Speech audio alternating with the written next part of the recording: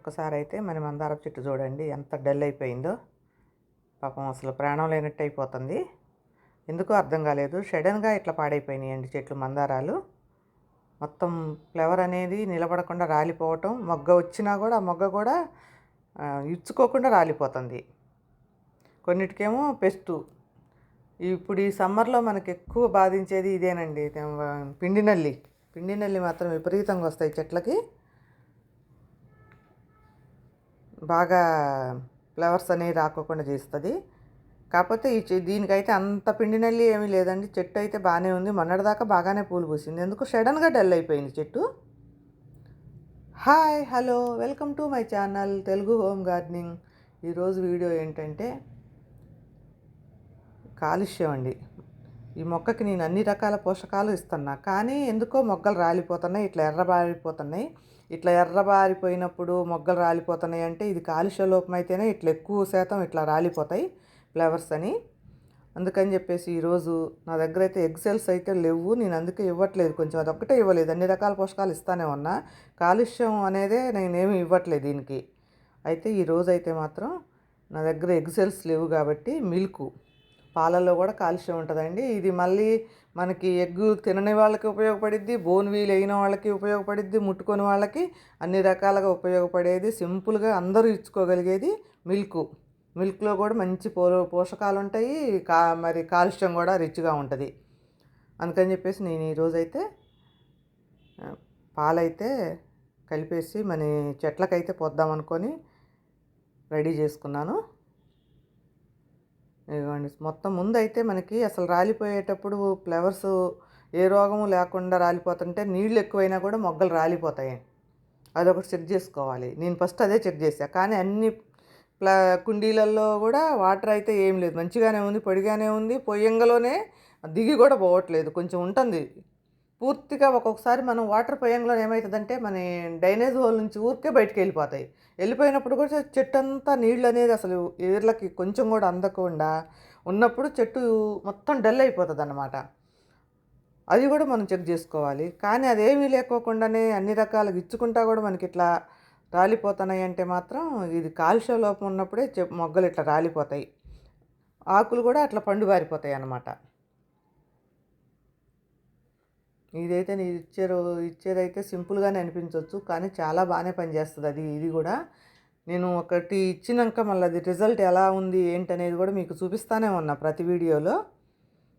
ఈ ఎగ్స్ తినని వాళ్ళు, కోడిగుడ్లు మన దగ్గర లేవు అనుకున్నప్పుడు, ఎగ్ సెల్స్ వేసుకోవడానికి లేవు అన్నప్పుడు, మళ్ళీ చికెన్ అది తినని వాళ్ళు బోన్ వీల్ కూడా ఇచ్చుకోవచ్చు. అది కూడా ముట్టుకోకుండా ఉంటారు కదా చాలామంది. అలాంటి వాళ్ళు కూడా ఈ మిల్క్ అయితే సింపుల్గా ఇచ్చేసుకోవచ్చు. 1 లీటర్కి 10 లీటర్లకు 1/2 లీటరు అట్లా. పాలను బట్టి చిక్కదనంగా ఉంటే కొంచెం ఎక్కువ క్వాంటిటీ, లేకపోతే మామూలుగా లైట్గా అట్లా చూసి పోసుకోవచ్చు. మీ దగ్గర మిగిలినప్పుడు మజ్జిగ కానీ మరి పాలు కానీ ఏమైనా మిగిలిపోతాయి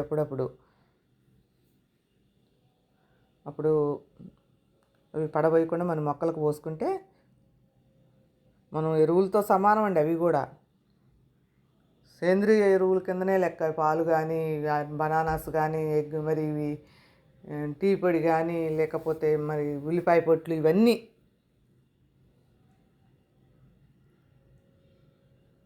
కెమికల్స్ కాదు కాబట్టి అన్ని రకాలుగా అన్నీ ఇచ్చుకోవచ్చు మన మొక్కలకి. ఇలా పండు బారిపోయినప్పుడు, పూలు అయిపోయినప్పుడు రాలిపోతాయి అన్న స్టేజ్ వచ్చేదాకా మనం ఉంచకుండానే కట్ చేసుకుంటే మనకి అక్కడి నుంచి కొత్త చిగురులు వస్తాయండి. మంచిగా చెట్టు కూడా బుషీగా తయారవుతుంది. ఇదిగోండి, ఇవైతే లీటర్ దాకా ఉంటాయి పాలు. ఇవి గేదె పాలే అండి, మళ్ళీ ప్యాకెట్ పాలు కాదు, గేదె పాలే. కాకపోతే చిక్కగా అనిపిస్తున్నాయి. కాకపోతే అంత చిక్కగా ఏముండవు, ఫ్రిడ్జ్లో పెడితే అంతే అనిపిస్తాయి చిక్కగా. నేను పాలు కానీ మజ్జిగ కానీ ఎప్పుడన్నా మిగిలినప్పుడు, మనం ఒక్కోసారి యూజ్ చేయం కదా, ఎటన్నా వెళ్తాను భోజనాలకు అటు ఇటు వెళ్ళినప్పుడే ఎక్కువ మిగిలిపోతుంటాయండి. ఫంక్షన్స్ అవి తగిలినప్పుడు మన దగ్గర ఎక్కువ మిగిలిపోతాయి. పిండ్లు ఒకటి, మజ్జిగ ఒకటి, పాలు ఒకటి, పెరుగు ఒకటి.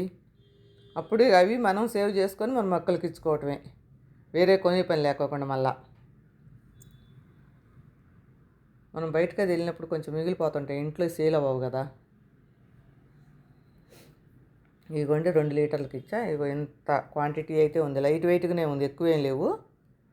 మనం చెక్ చేసుకోవటమే.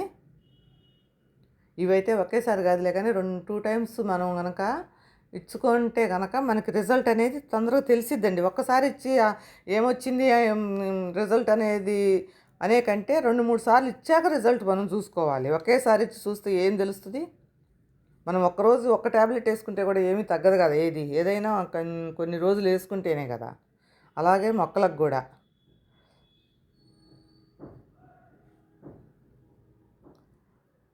ఇప్పుడు అన్నిటికీ ఇచ్చుకోవచ్చండి. ఇప్పుడైతే నేను ఇవన్నిటికీ ఇచ్చేస్తాను. అంటే వచ్చినంత వరకి. ముందు అయితే మందార మొక్కలకి ఇస్తాను.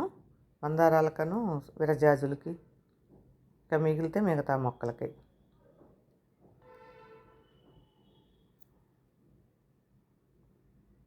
ఫ్లవర్స్ కూడా బాగా వస్తాయండి విరజాజులకైనా, దేనికైనా, మల్లెలకైనా. అబ్బో! ఎండలైతే మండిపోతున్నాయండి. పొలాలే తగలబడిపోతున్నాయి. అంత ఎండలు ఈ మొక్కజొన్నలు అవి కోసేసి తగలబెట్టేస్తున్నారు. పొలాలు కూడా కాలిపోతున్నాయి. ఇంతేనండి ఈరోజైతే. అన్ని మొక్కలకి ఇస్తాను వచ్చినంత వరకు. మా విజయం దగ్గరుండి పోస్తుంది. జాగ్రత్త కింద చుక్కబడితే ఊరుకోనంటే జాగ్రత్తగా పోస్తుంది పాపం భయానికి. లేకపోతే కింద ఇన్ని పైన ఇన్ని పోస్తుందండి. అవి మనం తయారు చేసుకున్న లిక్విడ్ ఒకటి నీళ్ళు, అవి నీళ్ళైనా పోయకూడదు అట్లా.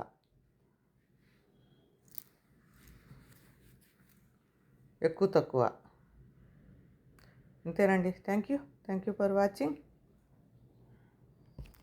Thank you.